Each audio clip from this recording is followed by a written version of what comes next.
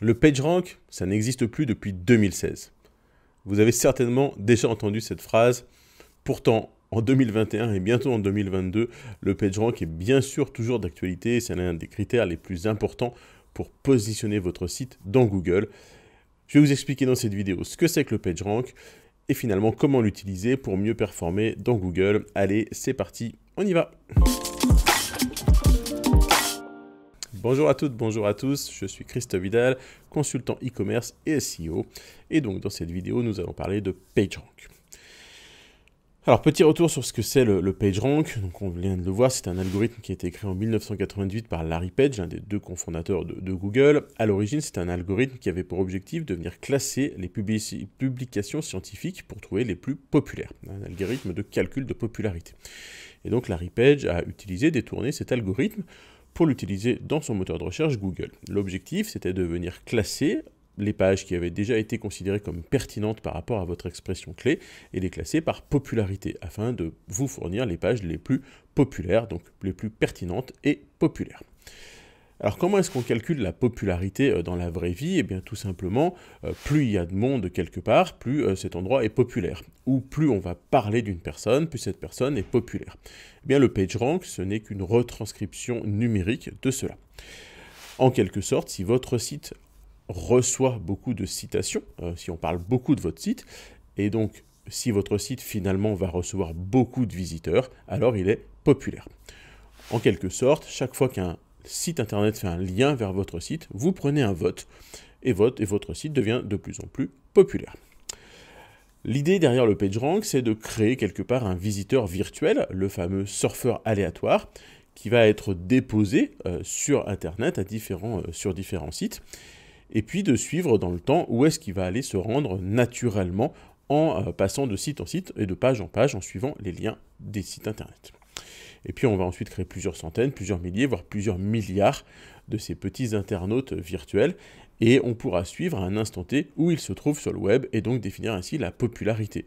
Plus à cet instant T votre site aura de petits visiteurs virtuels, plus il sera populaire. Évidemment, ce modèle d'origine était très simpliste, il a évolué dans le temps et on va voir dans le reste de cette vidéo comment il a évolué. Mais on va se rappeler que c'est un modèle de base qui reste appliqué dans l'algorithme de Google. Cette notion de popularité va être très importante à partir du moment où votre site est pertinent en termes de contenu et en termes de technique. Alors, l'une des premières optimisations qui a été faite sur cet algorithme de PageRank, c'est le PageRank thématique. Alors, qu'est-ce que c'est que le PageRank thématique? Eh bien, c'est une nouvelle version de cet algorithme basée sur l'utilisation d'informations sémantiques. C'est-à-dire que lors de chaque déplacement de page en page, en suivant les liens, on va s'assurer que la page A faisant le lien vers la page B est bien dans la même thématique et va bien utiliser la même sémantique, le même univers. Comment ça va se passer? C'est-à-dire que pour chacune des expressions clés, chacune des requêtes que vous allez saisir dans Google, le moteur va calculer une thématique. Il va en quelque sorte attribuer une ou plusieurs thématiques à votre mot-clé. Si je tape SEO, on va être très clairement sur une thématique orientée informatique, etc. Donc l'idée, c'est que pour chacune de ces expressions, on va chercher la thématique associée, la thématique principale. Le moteur va ensuite venir comparer les différentes pages, non plus sur la popularité globale, mais sur cette popularité thématisée. C'est là qu'intervient donc le PageRank thématique. Une même page pourra avoir un PageRank différent en fonction des thématiques de requêtes sur lesquelles ils viennent se positionner. On va comme ça créer des résultats, des SERP, qui viennent vraiment prendre en compte la thématique de l'expression clé recherchée.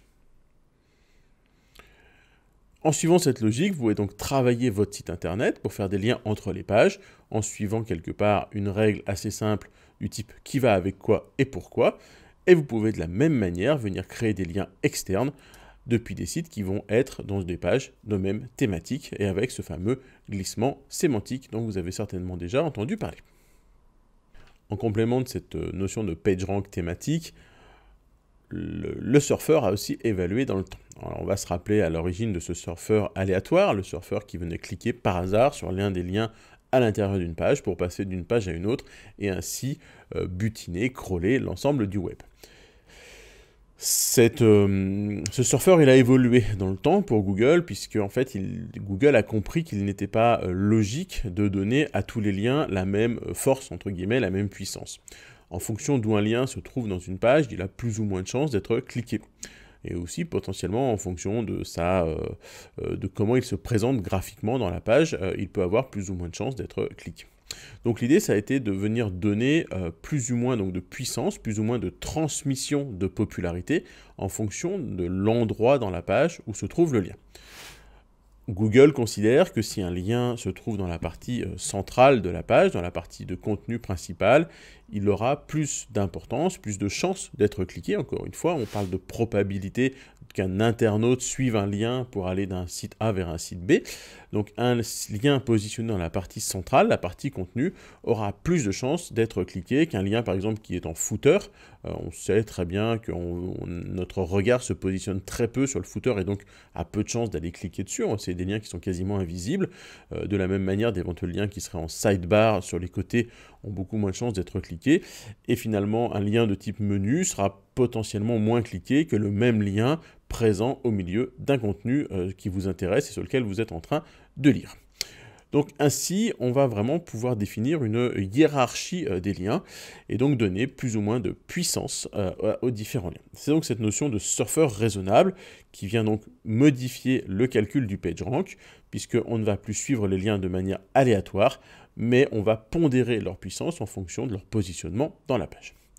Donc tout ça, ça pu, entre guillemets, remettre en cause des techniques telles que le cloaking et l'obfuscation, qui étaient beaucoup utilisées avec le PageRank aléatoire. Malgré tout, moi personnellement, à mon niveau, c'est des techniques que je vais continuer d'utiliser et qui sont efficaces. Alors pour différentes raisons. Déjà parce que ça évite d'avoir une incertitude sur savoir comment Google va pondérer les différents liens à l'intérieur d'une page. Au moins, on est sûr de lui donner que des liens que l'on désire réellement mettre en avant, réellement pousser. Et on peut aussi vraiment, comme cela, s'assurer du passage du jus entre les pages qu'on a vraiment choisi. Donc pour moi, bien que le surfeur aléatoire soit présent aujourd'hui et que dans une majorité des cas, cela pourrait peut-être être suffisant pour le bon passage du PageRank, la mise en place de stratégies d'obfuscation ou de cloaking white hat permet vraiment de modeler ce PageRank et de passer le jus exactement, le jus SEO, exactement là où vous voulez qu'il passe.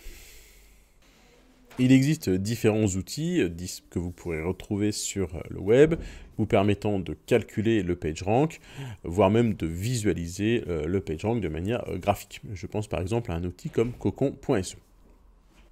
Ok, on va terminer là, parce qu'on pourrait parler de PageRank pendant des heures. L'objectif, c'était vraiment de vous sensibiliser à cette notion qui très clairement existe encore aujourd'hui, même si ce n'est qu'un seul des multiples critères appliqués par Google. Malgré tout, de nombreuses études ont montré qu'à partir du moment où votre page est pertinente, pour obtenir les top résultats, c'est bien souvent le PageRank, la popularité et le nombre de backlinks que vous recevez sur votre site qui va vous permettre de passer dans les meilleurs résultats. Alors, je n'ai pas parlé ici aujourd'hui de comment créer un profil de backlink, comment le faire naturellement et sans se faire pénalisé par Google. On se rappelle des algorithmes anti-spam style pingouin, etc. qui sont venus modérer, en tout cas complexifier notre travail pour créer des liens et donc de la popularité. Aujourd'hui, venir manipuler le PageRank est quelque chose d'assez fin. Mais pour le coup, le conseil que vous pouvez conserver de cette vidéo, c'est que très clairement, vous avez entre les mains un site internet qui contient différentes pages et venir travailler le maillage interne de votre site, j'ai déjà fait une vidéo là-dessus dans la chaîne SEMrush, va vous permettre de venir optimiser le PageRank des pages les plus importantes de votre site. Et c'est vraiment ça qui est important de comprendre, c'est qu'avec le maillage interne, vous allez pouvoir maximiser la transmission du jus que vous avez reçu de manière externe et donc venir mettre un PageRank relatif le plus important aux pages les plus importante de votre site. Votre objectif, c'est d'amener, rappelez-vous cette notion de popularité, c'est de ramener le maximum de monde sur les pages les plus importantes de votre site. Donc plus votre maillage interne, en partant des différentes pages, les ramèneront vers les pages principales, mieux ce sera.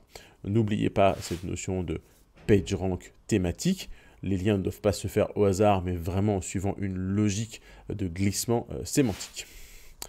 Voilà, j'espère que cette vidéo vous a plu et puis que vous avez envie de vous abonner à la chaîne SEMrush pour ne louper aucune de mes vidéos ni de celles de mes différents confrères qui interviennent sur la chaîne. Donc n'hésitez pas à liker, à vous abonner, à activer la cloche et je vous retrouve très rapidement pour une prochaine vidéo. À très vite.